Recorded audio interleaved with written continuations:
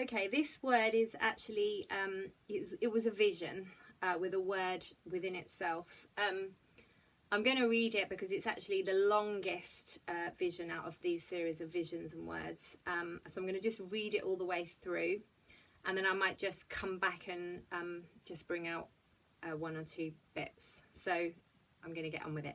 It's all about children. This next vision is all about children.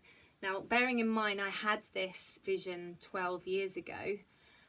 Some of these children may already be grown up in their 20s, early 20s, late teens, of course, and some may still be children. But it was really about children.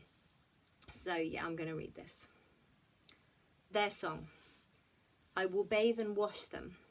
I will cause them to look at me and recognize me. I will lift them and I will dry them. I will clothe them and raise them. They will be my mouthpiece to speak in this hour, to silence the voice of the evil one.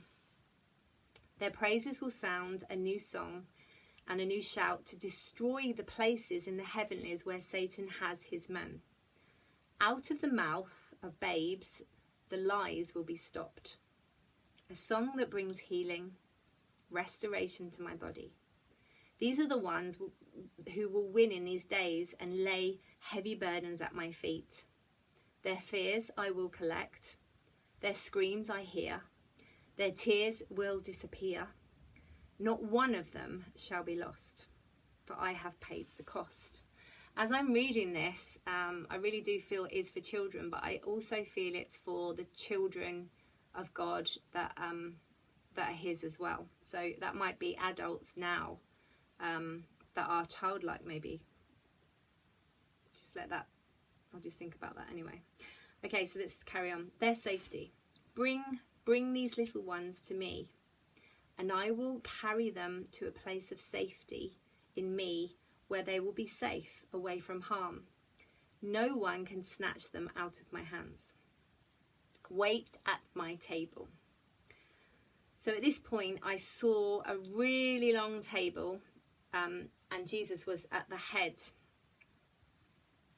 And as I saw, there were children on each side of the table, and the table, as children were coming to the table was growing.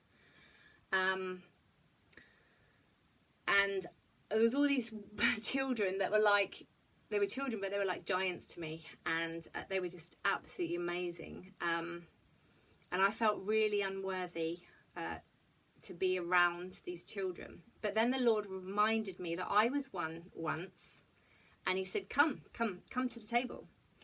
And what I noticed was that the children were so happy to be at the Lord's table, because they could really be themselves.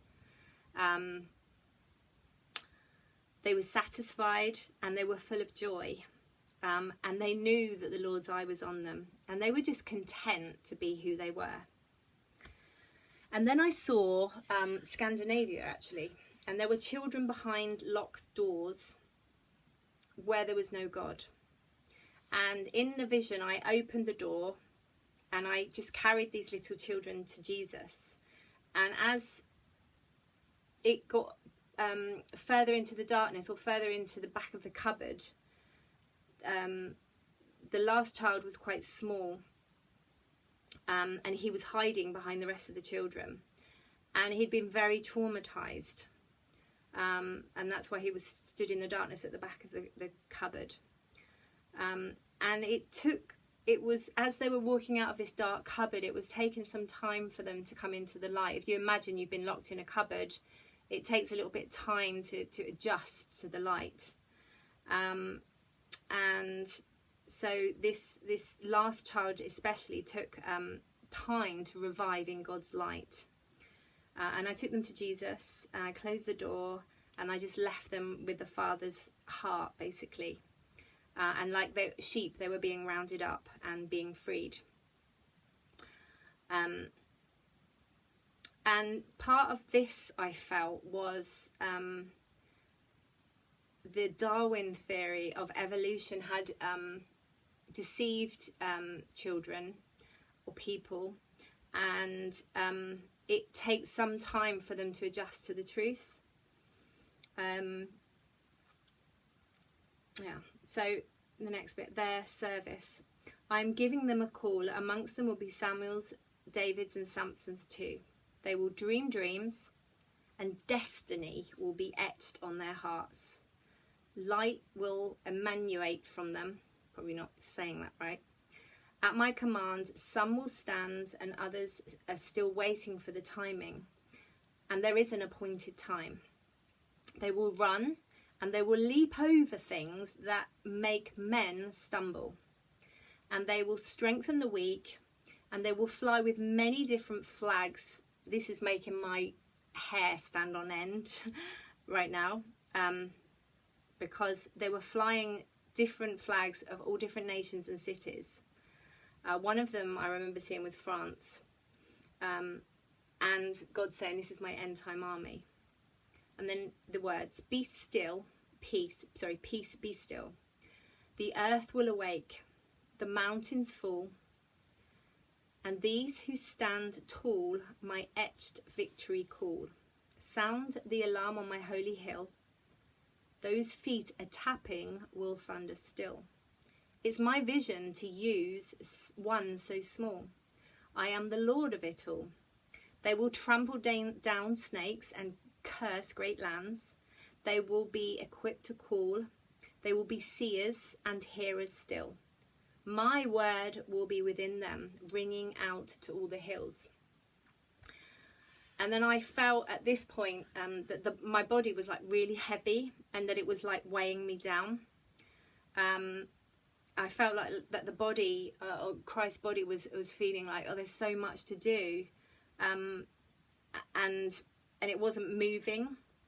And so I was praying, oh Lord, free the body, free everything that weighs it down, so that each member of your body can be free to do God's call. And I can honestly say that I've carried that prayer with me over the years, for his body to be free, because the world needs his body.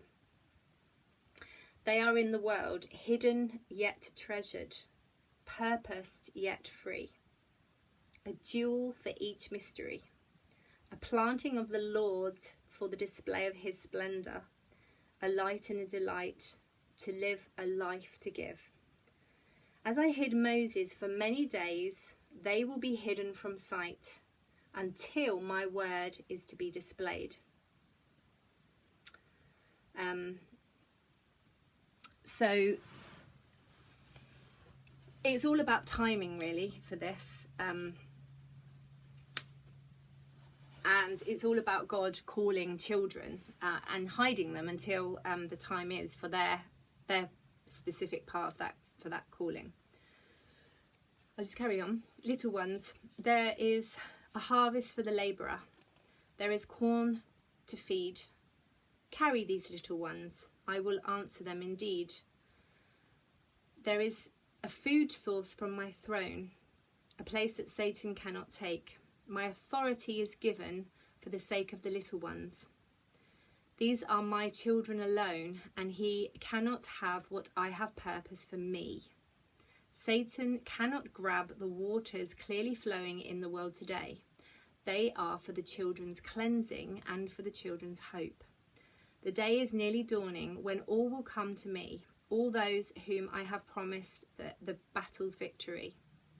I have my rule upon the earth where Satan's domain is. He cannot thwart my precious promises. He may try with frustration to get these little ones, but they're not his. He cannot take what is mine. No one can snatch out of my hand. The Lord gives and the Lord takes away. Satan may try around the earth today to seek or devour, but the line has been drawn. The end has come. He knows his time is coming when things for him will go terribly wrong.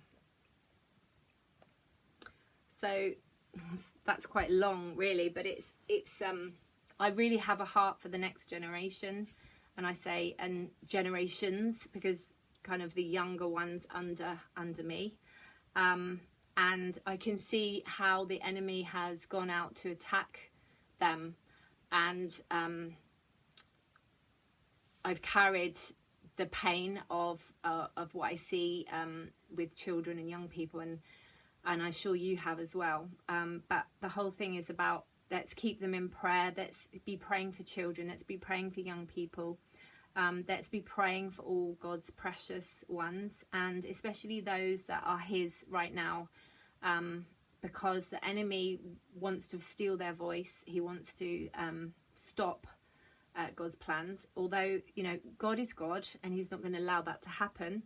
But nevertheless, we still feel the attack. And I know for me, I've had massive amount of attack on my life. I won't go into that now, but I know how real it is. And so we really do need to pray for the children. And God has great plans for them. I love the bit where it says they'll jump over things that make men stumble.